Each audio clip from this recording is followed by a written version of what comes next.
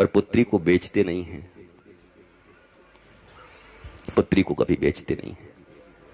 जैसे mic book किया, जैसे टेंट बुक किया, जैसे कैमरे बुक किए, वैसे बाबा भी बुक करके ले आए और सोच रहे हो ज्ञान मिलेगा। अहंकार इसी का है दुनिया में, यही अहंकार चल रहे हैं। उसने वो लाया तो हम इसको लाएंगे, सुनना नहीं है। प्रातःकाल उठ के रघुनाथा, मातु पिता गुरु ना वही माथा। और हमारे यहां क्या चल रहा है?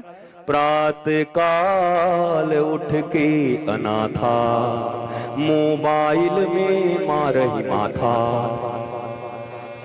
वहां प्रातःकाल उठ के रघुनाथा, मातु पिता गुरु ना वही माथा, और ये अनाथ सुबह सुबह उठ करके मोबाइल में ऐसे करके देखे, तो लाल लाल से आया हुआ है, उसमें लव यू आया हुआ है, थोड़ी देर में हेट यू आएगा, और शाम को आएगा आई किल यू। तुम्हारी बुद्धि हरी हो जाएगी इतने में। Love you, leave you, kill you, मरोगे ऐसे, पूरी जिंदगी मर रहे हो उसमें। मोबाइल में जिंदगी घुस गई है। मोबाइल अच्छी चीज है, उसमें अच्छी चीजें भी हैं, उसका प्रयोग करना सीखो। और गंदी तो इतनी है कि पूरी संस्कृति तुम्हारी खत्म हो जाए। इतनी न्यूडिटी है कि एक दिन में भारत का विनाश हो सकता है। तुम्हारे बच्चों के हाथ में, माँ अपने बच्चों को ठीक से पाल नहीं पाती तो मोबाइल हाथ में दे रही है। आप थोड़ी लज्जा करो, शर्म करो। अपने ही हाथों अपने बच्चों का गला घोंट रहे हो। और कितनी माताएं, महाराज जी अभी 2.5 साल का है, यूट्यूब खोल लेता है, हमके कुछ और भी ना खोल ले, देख लेना। बुद्धि तुम्हारी हरी हो जाएगी कुछ दिन के बाद। यूट्यूब खोल ले रहा, और यूट्यूब खोल ले रहा। जिस समय में दादी और नानियों की कथा उसे सुने, एक ध्रुव था, एक प्रहलाद था, एक मीरा थी। राम जी को रावण ने ऐसे ऐसे बोला, राम जी ने अपनी सत्य नहीं छोड़ा, निष्ठा नहीं छोड़ी, रघुकुल रीत सदा चली आई। ये सुनने का जो उम्र था, वो कह रहे यूट्यूब खोल रहा है। कमाल है। स्पाइडरमैन खेल रहा है, खुद मैन बन नहीं पाया बढ़िया से जीवन में, जानवर बन जाएगा। स्पाइडरमैन देख रहा है, बैटमैन, स्पाइडरमैन। ऐसे नहीं होगा। अब तो भगवानों को भी कार्टून बना दिया। Hanuman ji cartoon show, Hanuman ji cartoon. Cartoon तुम्हारा बाप। हनुमान जी कार्टून नहीं है, हनुमान जी महापुरुष हैं, हनुमान जी भगवान के अवतार हैं, साक्षात शिव हैं, कार्टून नहीं है। वो कार्टून हो गए हनुमान जी, हनुमाना कार्टून। भारतीयों की बुद्धि इतनी दूषित हो गई। रास लीला, जहां जीवात्मा और शिवात्मा का मिलन है, जीव और शिव के मिलन को महारास कहा जाता है, वहां गली मोहल्लों में अगर कोई बच्चे बच्ची कहीं चले गए, उनके अगर कुछ शारीरिक आकृतियां बिगड़ गई, तो कहते हैं आजकल रासलीला चल रहा है। ये भारत की अवस्था है। अपने ग्रंथों का इतना अपमान, अपने ईश्वर का, अपने अवतारों का इतना अपमान, इतनी निर्लज्जता के साथ इसी समाज में लड़के लड़कियों के मिलन को रास लीला कहा जाता है। कभी रास सुना है? कभी रास की परिभाषा जानी है? ये डंडे उठा करके, डांडिया करके, और कहते हो महारास हो गया। कहां लिखा है डांडिया करके महारास करना? किस ग्रंथ में है बताओ मुझे। जागरण कर रहे हैं। कौन सी जागरण कर रहे हो भैया? बुद्ध एक बार जगे तो पूरे ही जग गए, महावीर जगे तो जग गए, ध्रुव जगा तो जगा, और तुम जागरण करके फिर जाकर के 3 दिन सो करके जागरण करके आ रहे। माता जी की जागरण, कौन सी जागरण करके आए? जिंदगी तुम्हारी झंड हो गई, उसके बाद भी तुम जागरण है। जागरण का अर्थ होता है चेतना का जागृत होना। जागरण का अर्थ होता है अज्ञानता का विनाश होना। बी नॉलेजफुल, नॉलेजफुल बनो। धर्म का अर्थ है ज्ञान तुम्हारे भीतर आए। अज्ञानता तुम्हें बार बार रुलाएगी। कितनी भी पूजाएं कर लो, पाठ कर लो, यज्ञ कर लो, हवन कर लो, पर जीवन में रावण की तरह ज्ञानी रहोगे तो 1 लाख पूत 1.25 लाख नाती, ता रावण घर दिया न बाती। रावण से ज्यादा कोई वेदज्ञ नहीं था, कोई श्रुतज्ञ नहीं था, कोई भी रावण से ज्यादा हवन करने वाला नहीं था। उसके बाद भी घर में एक बालक बालिका नहीं बचे, खुद भी नहीं बचा, नाश हो गया।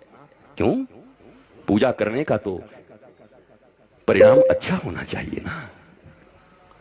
पर रावण को पूजा ले डूबी, रावण की उपासना ले डूबी उसे। ये जरूरी है, पर इसमें एक ही निष्ठा की जरूरत है। प्रेम करो ईश्वर से, डरो मत। मैंने कई बार देखा, नवरात्रा में लोग पूजा रखते हैं, कहते हैं पूजा में गड़बड़ी हुआ ना तो दुकान में आग लग जाएगी। दुर्गा जी का सब काम खत्म हो गया है, अब वो आग लेकर के इनके दुकान में आग लगाने आएंगी। उनका और कुछ काम नहीं है। कमाल करते हो यार, अज्ञानियों की तरह बात करते हो। अरे किसी संत से पूछो, किसी ऐसे वेदज्ञ श्रुतज्ञ जिन्होंने पढ़ा हो अपने गुरु परंपरा से, उनके पास जाओ। 4 महीने तक ये हारमोनियम तबले लेकर के और 1.5 महीने में हमारे यहां भी भागवत कहने की ट्रेनिंग होती है। आ जाओ वृंदावन में, तुम्हें भी भागवती बना दूंगा और 2 हारमोनियम और 1 तबला दे दूंगा। उसके बाद देश भर में कमाओ खाओ, हो गया तुम्हारी जिंदगी। न तुम्हारी जिंदगी बनेगी, अंधा गुरु बहरा चेला, मांगे गुड़ तो देवे ढेला। दोनों को नरक में भी ठेलम ठेला, नरक में भी जाओगे तो ठेलम ठेला होगा। गुरु का अर्थ होता है ज्ञान, गुरु का अर्थ होता है जो तुम्हें अंधकार से प्रकाश की ओर ले जाए। गुरु का अर्थ होता है तुम्हारे भीतर में जिन प्रश्नों का उत्तर आज तक तुम्हें नहीं मिला, उन प्रश्नों को सहजता के साथ, मित्रता के साथ, हंसाते हुए, आनंदित करते हुए रसगुल्ले खिला के ज्ञान दे दे तुम्हें, फल खिला के ज्ञान दे दे तुम्हें। उनको सदगुरु कहते हैं। गुरु और सदगुरु में बड़ा अंतर है। गुरु का अर्थ इतना ही है जो तुम्हें मार्ग बता दे। मान लो अगर कोई बेरमो में आकर के पूछे भैया, अब कोई कह दे बाएं तरफ, तो गुरु तो वो भी हो गया, ठेका का रास्ता बता दिया। और वो ठेका में गया पी के मुझको यारों, ये कैसा गुरु था? परिवार बर्बाद करा दिया। जिसने राह बता दिया वो गुरु है, पर जिसने राम और कृष्ण का राह बता दिया वो सदगुरु है। इसलिए गुरु हजारों हो सकते हैं, पर सदगुरु कभी कभी पृथ्वी पर आता है, जो केवल राम और कृष्ण से तुम्हें जोड़ता है, जो तुम्हें सत्य से जोड़ता है। राम और कृष्ण से जोड़ने का मतलब है आराम। जीवन में जिसने कह दिया जिसको चाहिए आराम, उसको कहना होगा आओ राम, आओ राम मेरे जीवन में, आओ राम। उसके जीवन में आराम ही आराम, नहीं तो हराम है जीवन। याद रख लेना, जिनके जीवन में राम है। पर रामो विग्रहवान धर्म, श्रीमद् वाल्मीकि रामायण कहती है कि राम चलते हुए धर्म है। जब स्वयं भगवान हो पृथ्वी पर और स्वयं सदगुरु चल रहे हो तो उन्हें धर्म की भाषा पढ़ाई नहीं जाती, उनको चलता हुआ धर्म माना जाता है।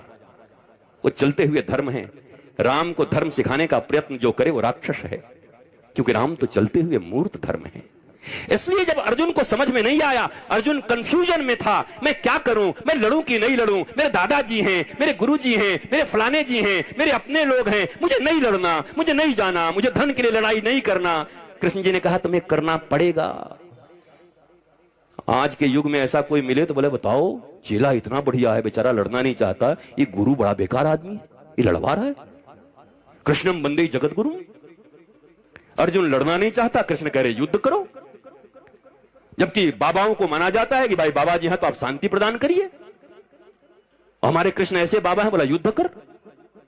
वो अर्जुन समझता ही नहीं था, कुछ भी दिखाए, क्योंकि अर्जुन की एक तकलीफ थी, वो ममेरे फुफेरे भाई थे, तो ज्यादा समझता नहीं था, ज्यादा क्लोज हो गया था। अति परिचय अवज्ञात। कभी कभी जब अति परिचय हो जाता है ना, तो तुम महापुरुष को नहीं पहचान पाते, तुम भगवान को भी नहीं पहचान पाते, तुम गुरु को भी नहीं पहचान पाते। अति परिचय बड़ा तकलीफ भी दे देता है, पहचानता ही नहीं था। अंत में अर्जुन ने कहा एक बात बोलूं? बोला हाँ बोलूं। बोला शिष्यस्ते हम साधिमाम त्वाम प्रपन्नम। न तुम भगवान बनो मेरे लिए, न तुम फुफेरे और मेरे भाई बनो, न मैं तुम्हारा जिज्जा बनूं और तुम साले बनो। एक काम कर दो। क्या? बोला मैं तुम्हारा शिष्य बन जाता हूं, तुम गुरु बन जाओ कृष्ण। क्योंकि अगर मुझे समझना है तो गुरु के द्वारा ही समझना होगा। भगवान के रूप में मैं तुम्हारी बातें नहीं समझ पा रहा हूं। तब श्री कृष्ण ने अर्जुन को अपना शिष्य बनाया। गीता तो ये कहती है, तुमने तो पढ़ा है नहीं कभी। गीता में अर्जुन शिष्य बने और अंत में भगवान ने कह दिया सुन, तेरी समझ में बात नहीं आएगी, मैं समझाते जा रहा हूं तो उल्टा करते जा रहा है। अब एक अंतिम बात कह रहा हूं। बोला हाँ प्रभु, 3-4 बात मुझे समझ में नहीं आ रही, एक फाइनल बात बोलो, क्या मानना?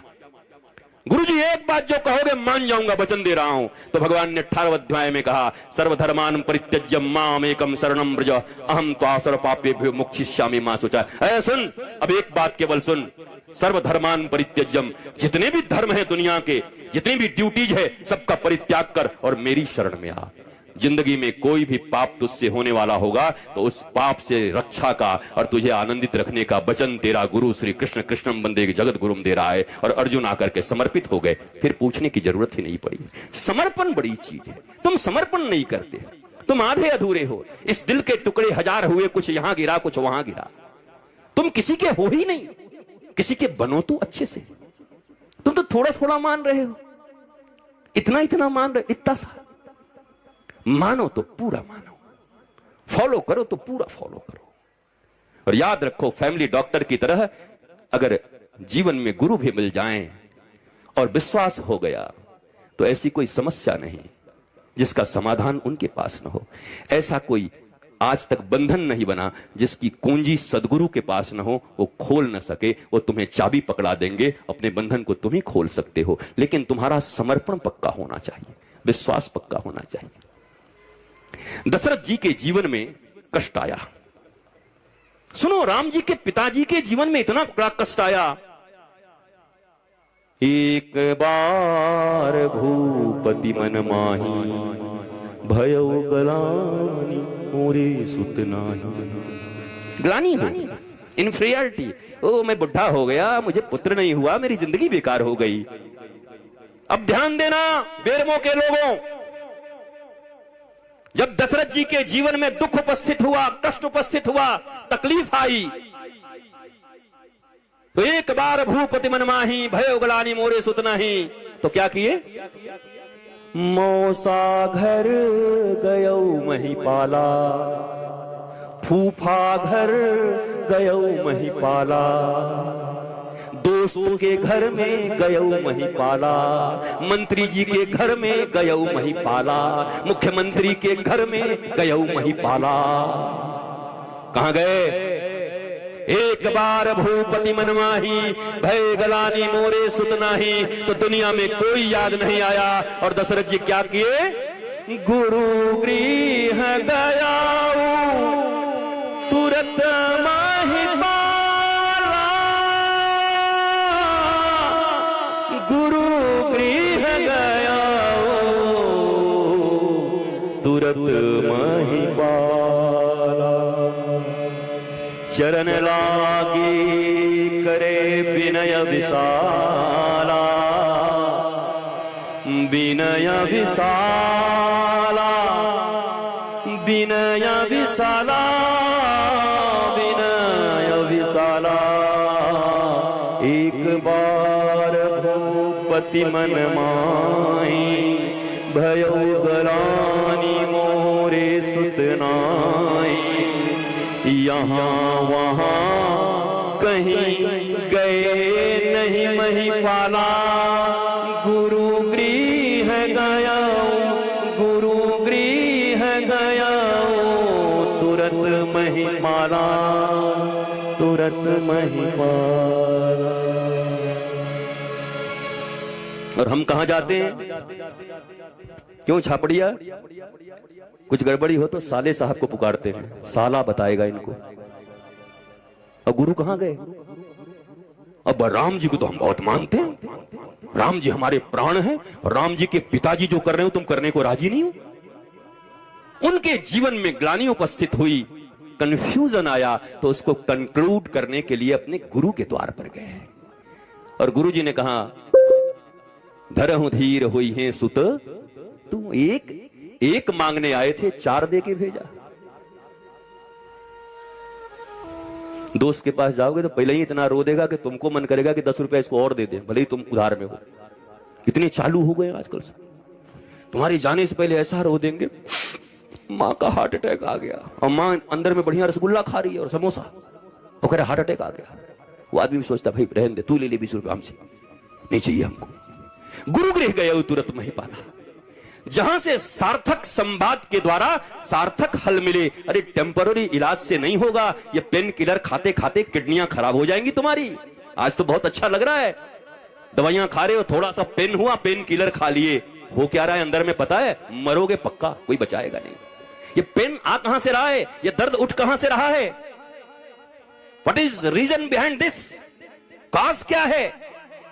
तो जो सदगुरु होते हैं वो कारण के ऊपर हमला करते हैं, कारण का निवारण करते हैं। किस कारण से इसके जीवन में दुख आया, उस कारण का निवारण करते हैं। ये दोस्त, ये मित्र, ये परिवार, ये रिश्तेदार, ये नातेदार, ये संसार, ये सब तुम्हें टेम्पररी रेमेडी देंगे, टेम्पररी रिलीफ दे सकते हैं।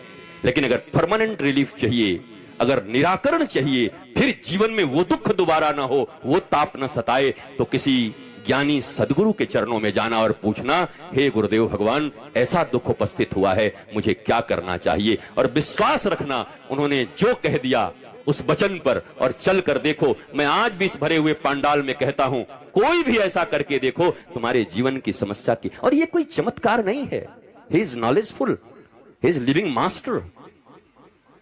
वो केवल दाढ़ी और चुंदी बढ़ा करके नहीं घूम रहे, वो भिक्षा करने के लिए नॉलेजफुल मास्टर, वेद वेदांत सिद्धांत, जिन्होंने इस शरीर के साइंस को भी जाना है और जिन्होंने आध्यात्मिक विज्ञान को भी जाना है, material science and spiritual science both, वो दोनों के मास्टर हैं। He is scientist, he is doctor.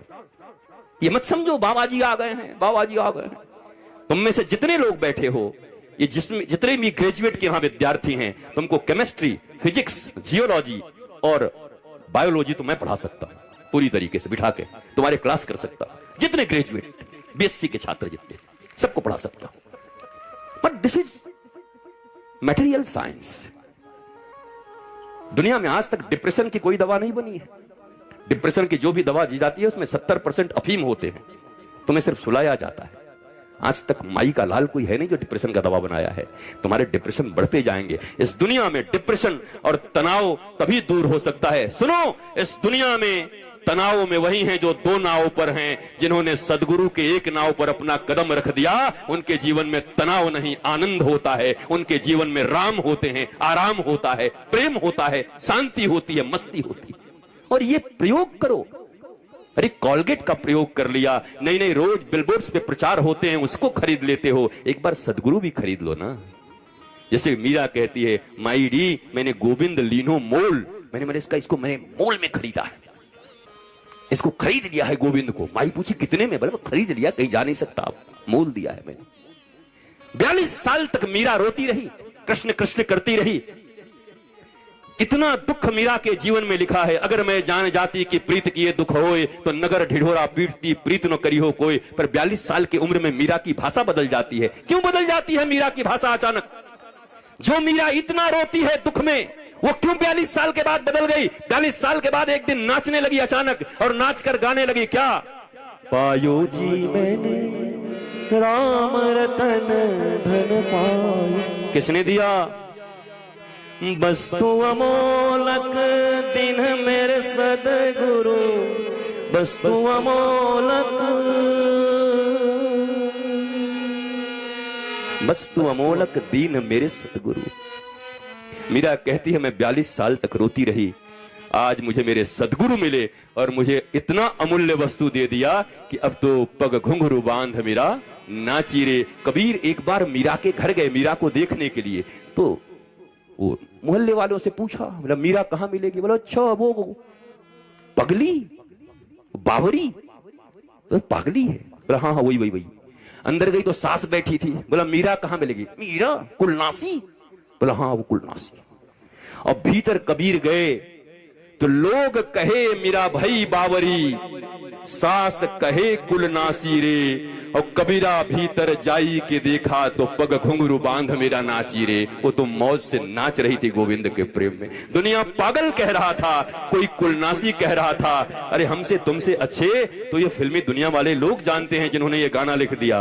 कुछ तो लोग कहेंगे, लोगों का काम है कहना, छोड़ो बेकार की बातों में, कहीं बीत न जाए बेरमों की ये सुंदर राम कथा की रहना। इसलिए मन लगा करके राम कथा सुनो, इधर उधर के चर्चा में मत रहो। और जब भी यहां आओ तो परिवार वालों के साथ आओ, पर आते के साथ छोड़ दो पीछे। बोलो तुम उधर बैठो मैं इधर बैठूंगा, पति इधर पत्नी उधर, दिखे नहीं। दिखेगा तो कचकच हो जाएगा। तुम्हारा बहुत मन होगा तो पत्नी का कुछ हो सकता है, घर में कुछ बना के आई आलू चप, वो कथा से जा रहा उधर उसका ध्यान लगेगा, तुमको ऐसे करके तो राम जी बन गए क्या, आज ही ऋषि बन जाओगे, चलो। इसलिए जब आओ एकांत बैठो, न मित्र के साथ बैठो न परिवार के साथ बैठो, क्योंकि किसी दिन तुम्हारी बात जम जाएगी सदगुरु के साथ, ठाकुर के साथ। और अगर कोई मंथरा जैसी बुद्धि वाली हो सकता उस दिन रही तो जमेगा नहीं, सब बर्बाद हो जाएगा उसी दिन। आबाद होते होते बर्बाद हो जाओगे। इसलिए जीवन में कथा सुनने का नियम यही है, जितासना, पहले आसन को जीतो। हमारे पांव फ्रैक्चर हैं, देखो पांव टूटा हुआ है, उसके बाद मैं इतनी लंबी यात्राएं कर रहा हूं। डॉक्टर कह रहा है गुरुजी क्या करोगे, जान दे दोगे अपना? हमने कहा भाई अब वही रघुकुल रीत सदा चली आई, प्राण जाए पर वचन न जाई। हमने भी अनूप को वचन दिया है, अब प्राण रहे चाहे जाए मैं जाऊंगा तो जरूर, चाहे कुछ भी हो जाए, वचन तो नहीं तोड़ूंगा, कुछ हो जाए वचन नहीं तोड़ूंगा। मतलब बिल्कुल परमिशन नहीं है किसी डॉक्टर के द्वारा, मतलब सब परमिशन के बाहर मुझे जाना है और राम कथा करेंगे। तो मुझे पक्का विश्वास है इस दुनिया में आज तक भगवान राम से बड़ा वैद्य कौन हुआ है? वो तो शरीर के रोग तो छोड़ो, दुनिया के हर रोगों की दवा उनके पास है। राम कथा करके ही सबसे निरोगता पाई जा सकती है, सुन के भी और कह के भी निरोगता पाई जा सकती है। पर सुनो तो दिल से सुनो, ये मुफ्त में मिला है ना, इसलिए इसकी कीमत नहीं समझते तुम। पर तुम अभी मेट्रो सिटी में होते और अब हमने जो कार्यक्रम तय किया है, और अब जब लोग वहां बड़े बड़े टिकट और ये लेकर के आते हैं ऑडिटोरियम में, तो खचाखच भरे रहते हैं और पूरा वसूल करके जाते हैं। अरे इतना पैसा लगे, वसूल के जाएंगे, वो फ्री में दे दो। अच्छा ये बाबा जी हैं, हाँ ये जटा इनका ओरिजिनल है कि नकली है हो? और तेरे को इससे क्या मतलब भैया? हमारा असली है चाहे नकली, हमारा है। भला है बुरा है जैसा भी है, मेरा पति मेरा देवता है। तुमको क्या लेना इस जटा से? हम कोई जटा छोड़ के यहां जाने वाले हैं कि भाई हमारी जटा की रक्षा करना? तो अजीब अजीब सवाल हैं लोगों के। जटा ओरिजिनल है कि नहीं है, ये बाबा जी के हाथ में ये क्या है? आधे लोग तो पूरा सोशल मीडिया इसी पे पड़ा, इसका राज बता दो। हम कि इसका राज बिल्कुल ये लगेगा तब बताएंगे, ऐसे नहीं बताएंगे। गलत जगह आपके इंटरेस्ट होते हैं। अगर आपका इंटरेस्ट हो, व्हाट आई एम सेइंग, मैं क्या बोल रहा हूं आपसे, तो सुन लोगे तो बात बन जाएगी। पर यह बड़ा कठिन है सुनना, श्रवण बहुत कठिन है। सती नहीं सुन पाती, तुम क्या सुनोगी? शंकर भगवान जैसा वक्ता, और शंकर जी गए अपने ऋषि कुंभज जी के पास गुरु मान करके कथा सुनने, और सती कहती है हम विश्वनाथ की पत्नी है, हमको कथा सुनाएगा बाबा 2 कौड़ी का, 2 कौड़ी का बाबा। और वो हालत भई सती की कि अगर आज की भाषा में बात करोगे तो सारे चैनल पर ब्रेकिंग न्यूज आता, और सती ने अपने नैहर में आत्महत्या की, क्योंकि अग्नि में कूद गई थी। इतना अपमान हुआ, इतना अपमान हुआ बहनों के द्वारा। कोई बहन, एक बहन का आईएएस से विवाह हो गया और एक बहन बेचारी वो चपरासी से विवाह हो गया। तो जब आईएएस वाले के पास ही चपरासी वाली जाएगी तो अपनी ही बहन एक माँ के पेट से जन्म लिए हुए कहते, दीदी हमारे बच्चे तो ना इसके बिना सोते नहीं है, जरा इनको थोड़ा दूर कर दो ना, इनको पसंद नहीं है, हाइजेनिक रहना चाहते। हाइजेनिक, हाइजेनिक, ये कैसे रिश्ते हैं? ये कौन सा रिश्ता है? इसलिए शायद ये गाना मुझे बहुत अच्छा लगता है। कसमें वादे प्यार वफा सब नाते हैं नातों का था।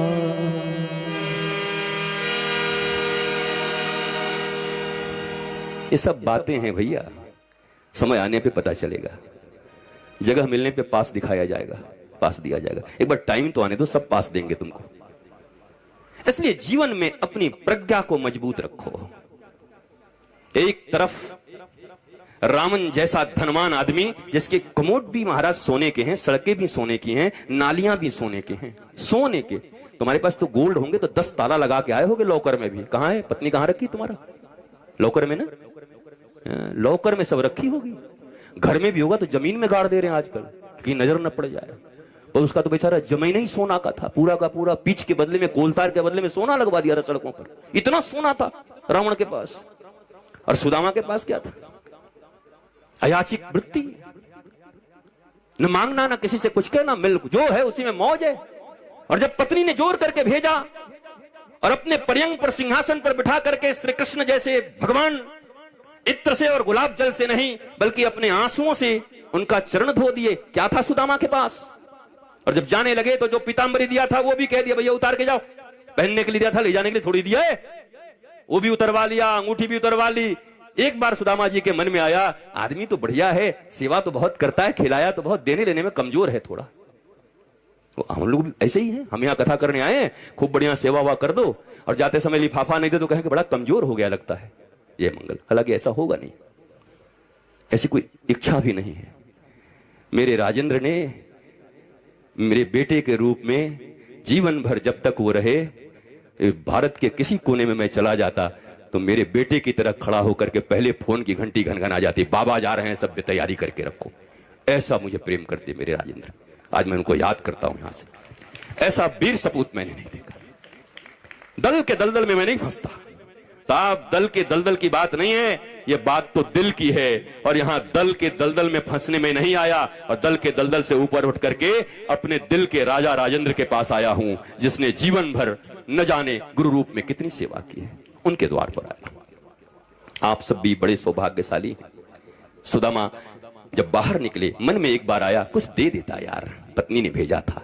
बाहर निकले तो पूरी द्वारिका सुदामा के चरणों में गिरकर जय हो संत की, जय हो महंत की, जय हो गुरुदेव। सुदामा घबरा गए, इतने लोग। कहा इस द्वारिका की नगरी में आज तक हजारों महात्मा आए, लंगोटी पहन करके आते थे और रथों के रथ सामान और सोने चांदी लेकर के जाते थे। एक अलबेला महात्मा सुदामा आया है, जिस लंगोटी में आया था उसी लंगोटी में द्वारिका से वापस जा रहा है। अरे वारे जय हो तुम्हारी महात्मा, जय हो गुरुदेव। सुदामा रोने लगे, तुमने अगर एक पीतांबरी भी दे देती तो आज ये प्रतिष्ठा मुझे मिलती द्वारिका में। और जब पोरबंदर में वापस आए तो वहां भी बिल्डिंग बनी हुई थी। भगवान जब देता है तो बिना बताए देता है, और हम जब देते हैं तो 500 रुपए अगर रामायण पर भी चढ़ाएं तो ऐसे चढ़ा रहे जैसे बिजली रानी पे चढ़ा रहे हैं, ऐसे ऐसे करके चढ़ाते।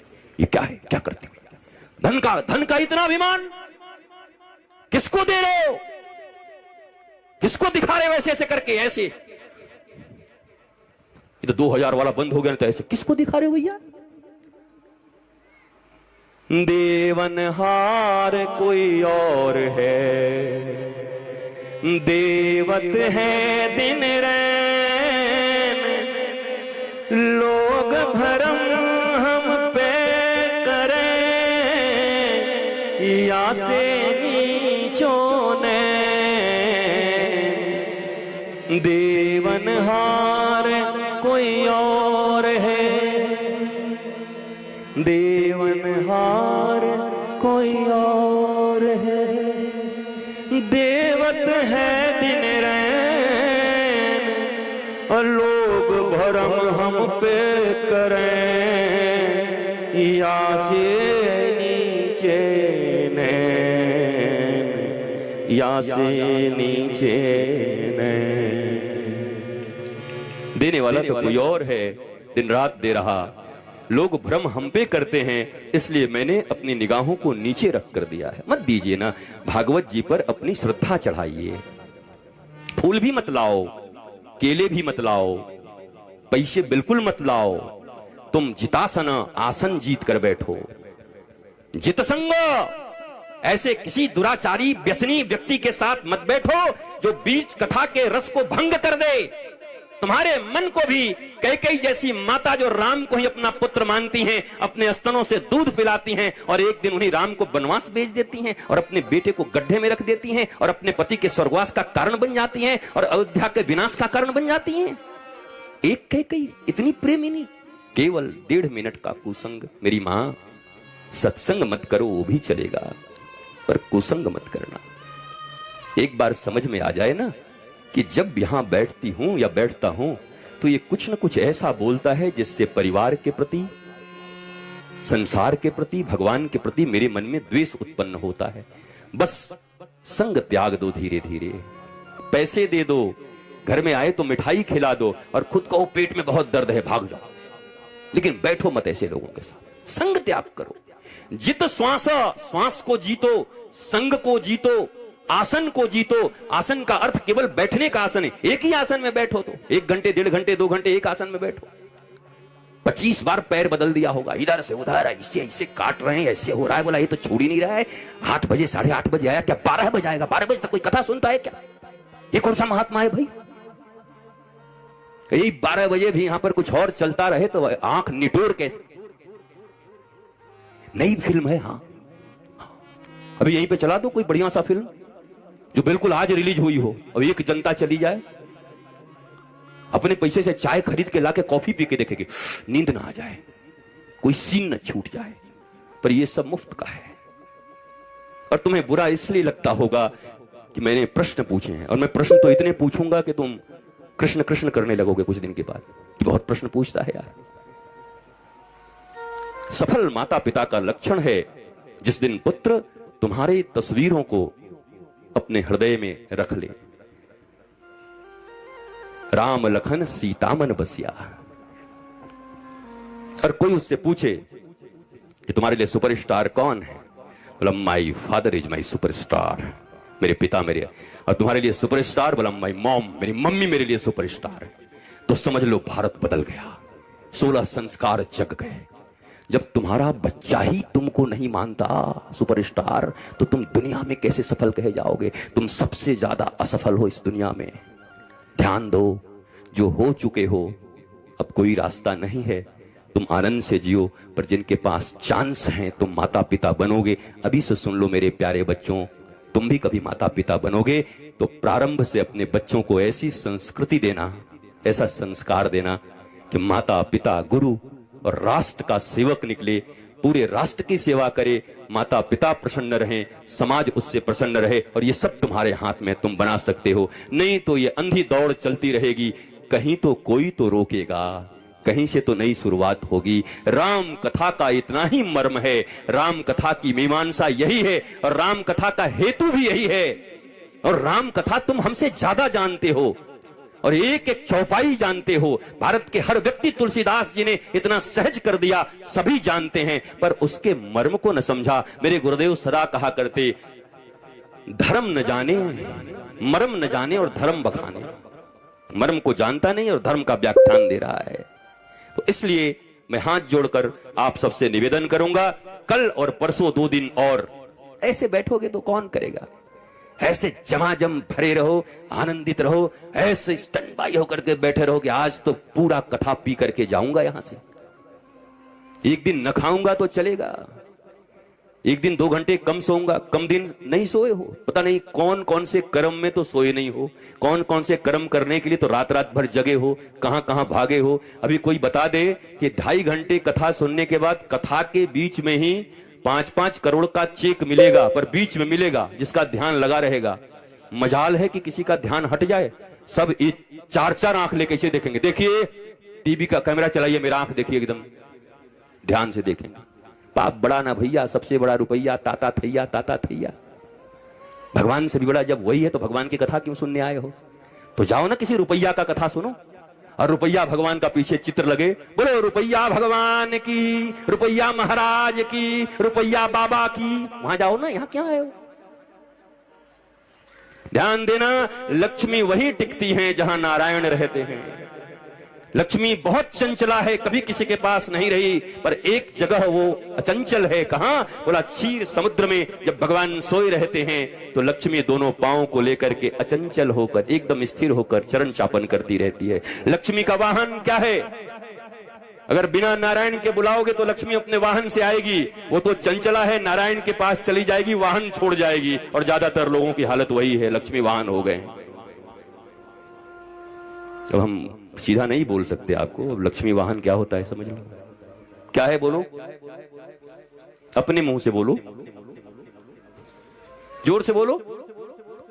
उल्लू? हाँ आपने कहा, मैंने नहीं कहा। तो लक्ष्मी का वाहन है वो औल। वो जब अकेले आती हैं तो मनुष्य के बुद्धि पर अपने वाहन को छोड़ करके खुद नारायण के पास चली जाते हैं, और आदमी को फिर कुछ दिखाई नहीं पड़ता। सबको दिन में दिखाई पड़ता है, उसको रात में दिखाई पड़ता है, मतलब उसकी चाल उल्टी हो जाती है। ऐसे लोग जिनके पास धर्म सम्मत धन नहीं है, धर्म अर्थ काम मोक्ष ये चतुर्विध पुरुषार्थ हैं सनातन धर्म के, लेकिन अब क्या हो गया? धर्म गायब हो गया, मोक्ष गायब हो गया, केवल अर्थ और काम, डिजायर्स, इच्छाएं, वासना और केवल पैसे, ये 2 चीजें हैं। याद रखना, गंगा जी की आरती होती है कब तक? गंगा जब तक अपने किनारों में बहती हैं। कभी काशी चले जाओ, गंगा जी में जब बाढ़ आती है और लोगों के घरों में घुस जाती हैं, तो वही गृहिणियां उनको झाड़ू मार के बाहर निकालती हैं। एक बाबा जी ने पूछा, गंगा जी को झाड़ू मार रही है, पाप कर रही है? बोला, तो गंगा जी घरे में घुसी है तो क्या इनकी आरती करब, झाड़ू मारो। घर में क्यों घुस गई? जब दोनों किरानों के बीच गंगा जी रहती हैं तो सारी दुनिया उनकी आरती करती है, पर जब अपनी मर्यादा को गंगा जी भी तोड़ देती हैं तो लोग झाड़ू मारकर बाहर निकालना चाहते हैं। तो ये धर्म अर्थ, काम और मोक्ष, ये धर्म और मोक्ष दोनों किनारे हैं। अर्थ और कामना की नदी इन दोनों किनारों के बीच बहती रहे तो तुम पूजे जाओगे, और अगर ये मर्यादा धर्म और मोक्ष का टूट गया, केवल कामना और पैसा रह गया, तो झाड़ू मारकर इस संसार से एक दिन निकाल दिए जाओगे। कहीं कोई प्रतिष्ठा नहीं होगी, वहां भी कोई प्रतिष्ठा नहीं मिलेगी। इसलिए दो किनारों के बीच चलना, धर्म और मोक्ष के बीच में अर्थ भी जरूरी है। अरे आप माया त्यागने को बोलते हैं, मत त्यागो माया, हेलीकॉप्टर खरीदो हम तो कह रहे हैं, ताकि त्यागोगे। राम जी पुष्पक विमान पर चलते थे, हम क्यों कहेंगे तुम माया त्यागो। माया त्यागने का अर्थ धन से कोई उसका अर्थ नहीं है, आसक्ति नहीं होनी चाहिए। जो कुछ है उसका सदुपयोग करिए। चला गया तो राम जी का है, आ गया तो राम जी का प्रसाद है। ऐसी दिव्य संतोष की भावना हो तो सुदामा की तरह रहते हुए भी मस्त रह सकते हो, और नहीं तो रावण की तरह होकर के भी रोज रोते रहोगे। सोना भी होगा पर रोते रहोगे और लोगों को रुलाते रहोगे। यही है राम कथा। आज तो भूमिका बनाने की तैयारी कर रहा हूं। भूमिका न बने तो कथा कहने में बड़ी तकलीफ होती है। वक्ता की भूमिका कुछ और हो और श्रोता किसी और भूमि पर बैठा हो तो नहीं हो सकता। जब हवाई जहाज में तुम कभी चढ़ते होगे तो देखते होगे तुम्हारी ये दामोदर नदी, ये गंगा नदी जहां से गुजरते होगे तो छोटी छोटी नालियों की तरह लगती है ऊपर से, और नीचे जब कोई छोटा बच्चा जो कभी हवाई जहाज पर नहीं चढ़ा नदी के किनारे होकर चिड़िया चिड़िया जा रहा है, चिड़िया, बोला चिड़िया नहीं, उसमें 500 लोग बैठे हैं, हमको मूर्ख बना रहा है, इतना बड़ा उसमें 500 लोग कैसे बैठेंगे। देखो ये बच्चा भी देख रहा है उसको चिड़िया की तरह, पर वो चिड़िया की तरह है नहीं, उसमें कितने लोग बैठे, वो कितना विशाल है। और ऊपर जो पहली बार चढ़ा है और नीचे गंगा जी को नाली कह रहा है, वो ऊपर है, उस तल पर खड़ा नहीं है। दूरी के कारण गंगा जी नाली दिखाई पड़ रही हैं, और दूरी के कारण इसको इतना बड़ा जहाज चिड़िया दिखाई पड़ रहा है।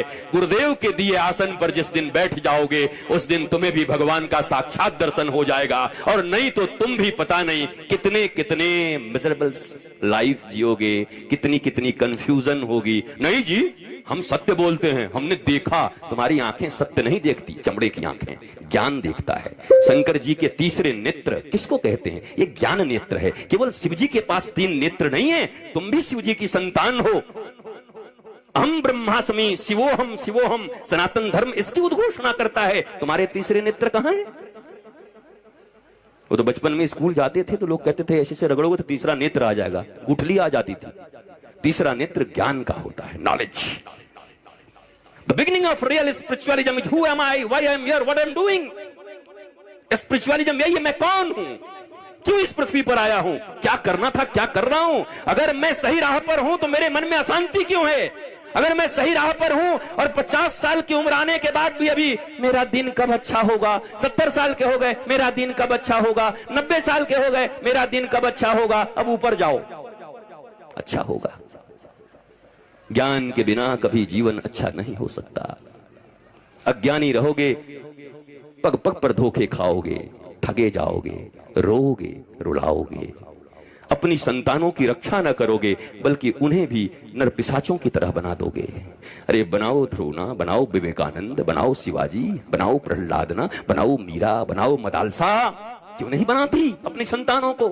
क्यों परेशान हो अपनी संतानों से, क्यों परेशान हो अपने घर वालों से? केवल अज्ञानता के कारण ये 3 दिन की राम कथा तुम्हें कुछ और नहीं देगी। पर ये पक्की बात मैं कहता हूं और भगवान राम को साक्षी मानकर कहता हूं, अगर ध्यान से आकर के बैठकर पूरे परिवार के साथ सुने तो तीसरे दिन तुम्हें भी यहां से तीसरा नेत्र मिलेगा। वे ज्ञान का नेत्र तुम्हारे समस्त दुखों का हरण करेगा। चीजें वैसे ही रहेंगी, तुम मस्त हो जाओगे। ये सृष्टि नहीं बदलेगी, तुम्हारी दृष्टि बदल जाएगी। ये गाने ऐसे ही भौंडे बजते रहेंगे। शादियों में जाओगे तब भी फिल्मी गाने बजेंगे, बारातों में जाओगे तब भी फिल्मी गाने बजेंगे। तुम्हारे बच्चों के मोबाइल में फिल्मी अश्लील गाने भरे हुए हैं, कहां कहां रोकोगे? उनको सुनने से रोक नहीं सकते, नहीं रोको। फिल्मी गाने बेकार नहीं होते, बस उनकी दृष्टि अगर बदल जाए। कोई यहां से गाता है बैठ करके, हम तुम्हें चाहते हैं ऐसे, मरने वाला कोई जिंदगी चाहता हो जैसे। अब तुमको अगर जीनत तमान और फिरोज खान याद आ जाए तो तुम बेकार बर्बाद हो गए। पर ये गाना गाते समय, हम तुम्हें चाहते हैं, अब ये गाना किसके लिए गाएगा साहब? क्या इस गाने और भजन में अंतर है? मुझे सिखाओ। मुझे सारी दुनिया में इसी के लिए जाना जाता है कि 36 घंटे एक एक गानों पर मैंने बोल करके वेद के श्लोकों से उसको प्रमाणित किया है, रामायण के चौपाइयों से उसको प्रमाणित किया है। ये फिल्मी गाने भी तुम्हारे जीवन में धर्म के कारण बन सकते हैं, तुम्हारे जीवन में ईश्वर के प्रेम के कारण बन सकते हैं। ये गाना गाते समय हीरो हीरोइन कोई और नहीं, हमारे हीरो तो भगवान श्री राम और हमारी हीरोइन जानकी माता हैं, राधा रानी हैं। अगर ये भावना हो तो हर गाना भजन बन सकता है, और अगर ये भावना हीरो हीरोइन की हो तो हर भजन तुम्हारे लिए अश्लील गाने बन सकते हैं। ये अ से लेके ज्ञ तक इतने ही लेटर्स हैं, ए टू जेड। इसी में वेद लिखे गए हैं, इसी में गालियां हैं। दृष्टि बदलनी है। गाना सुनने से नहीं रोक सकते बच्चों को, पर बचपन से सिखा सकते हो। क्या सुन रहे हो? बोले हमको हमें से चुरा लो। बोला हाँ, यही बात अर्जुन ने कृष्ण से कहा था। बेटा, दुर्योधन गया था सेना चुराने और अर्जुन ने कहा था तुमको तुम्ही से चुरा लूं। हे कृष्ण, मैं तुम्हारे पास तुमको लेने आया हूं। अच्छा मम्मी? हाँ बेटा, इस गाने का यही अर्थ है। जब बेटा बड़ा भी होगा तो सोचेगा ये गाना मेरी माँ ने कहा है भगवान श्री कृष्ण के लिए गाया जाता है, ये भजन बन जाएगा तुम्हारे बच्चे के लिए। तुम्हारे बच्चों की दृष्टि बदल जाएगी।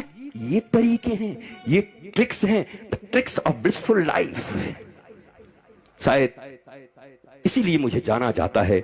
इतने लोगों ने शायद फॉलो करके पूरी दुनिया में इसीलिए सुना है कि ये कथा को भी जीवन के आनंद के ट्रिक्स को दे करके कहते हैं कि तुम्हारे जीवन में छोटी छोटी बातों से परिवर्तन कैसे आ सकता है।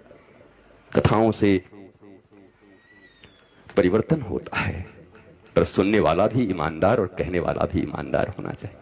बाबा की निगाहों में थैली दिखाई पड़ रही हो, कितना माल मिलेगा, और चेला दिख रहा है कि जब बाबा को जाते जाते एक बार पकड़ लूं, गिरे चाहे दूसरा टांग भी टूट जाए पर छू जरूर दूंगा इसको। एक तो गया, दूसरा आज तो चला ही गया था, मुझे ले गया था वो तात्री जगह है ना, तात्री में। एक बार तो मैं गया, हे भगवान, इतनी दुनिया से बच के आया, क्या झारखंड ही में खत्म हो जाऊंगा?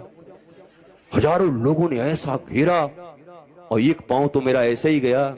मैंने ऐसे ऊपर ठाकुर जी को देखा कि ये पांव हमारा राम मंदिर का जिस दिन शिलान्यास था, हम पूरा शिलान्यास किए, सब रहे, पूरे कार्यक्रम में रहे, दर्शन करके अंदर से आए और बाहर निकले और खड़ाऊ हमारी ऐसे ऐसे मुड़ गई।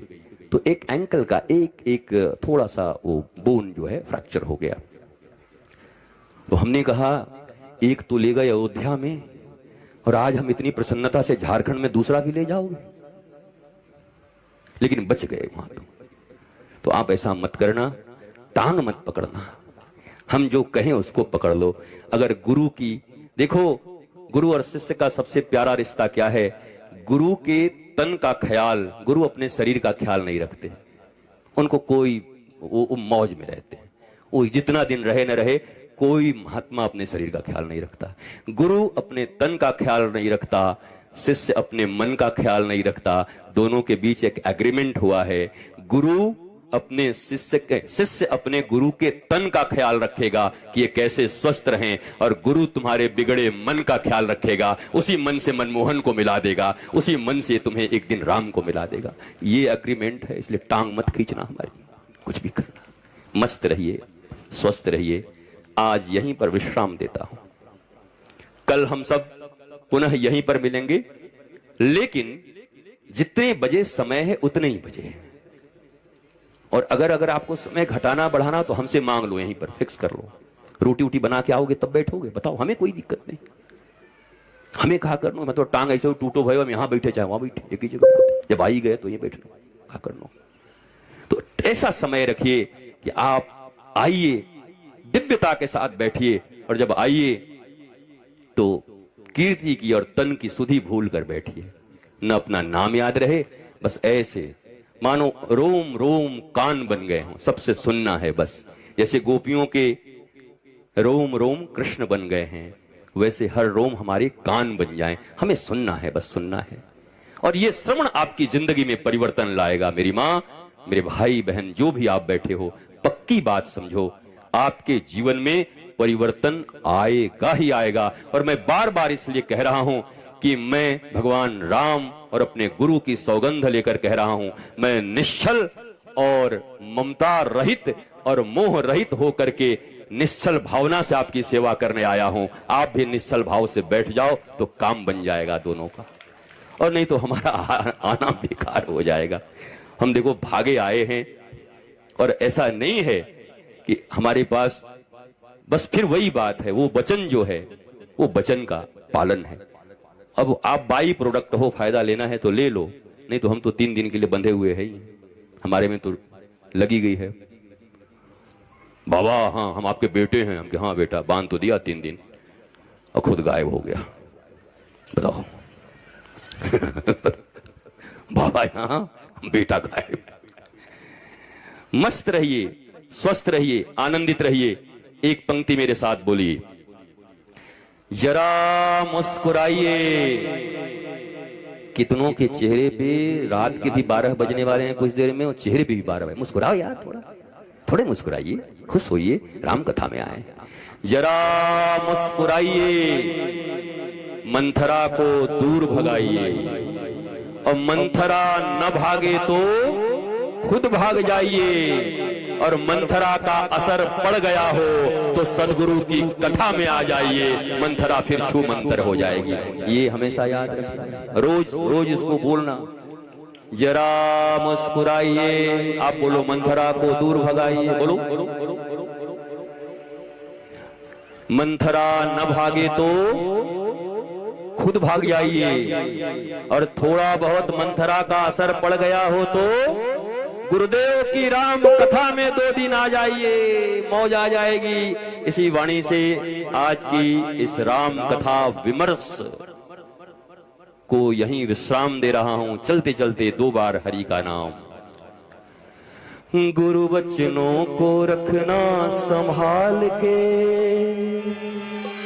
एक एक वचन में गहरा राज है। जिसने जानी है महिमा गुरु की, उसका डूबा कभी ना जहाज है। दीप जले और अंधेरा मिटे ना, ऐसा कभी नहीं हो सकता। ज्ञान सुने और विवेक न जागे, ऐसा कभी नहीं हो सकता। जिसकी रोशनी से रोशन जहान है, मेरे गुरुवर भी कितने महान हैं। जिसने जानी है महिमा गुरु की, उसका डूबा कभी ना जहाज है। अंतिम लाइन, गुरु परिपूर्ण समर्पित तू हो जा, धोखा कभी नहीं खा सकता। गुरु परिपूर्ण समर्पित तू हो जा, धोखा कभी नहीं खा सकता। लक्ष्मण रेखा सत्संग की हो तो रावण कभी नहीं आ सकता। लक्ष्मण रेखा सत्संग की हो तो रावण कभी नहीं आ सकता। अब तो होता ये हर पल आभास है, मेरे गुरुवर सदा ही मेरे साथ हैं। जिसने जानी है महिमा गुरु की, उसका डूबा कभी ना जहाज है। गुरु वचनों को रखना संभाल के, एक एक वचन में गहरा राज है। जिसने जानी है महिमा गुरु की, उसका डूबा कभी ना जहाज है।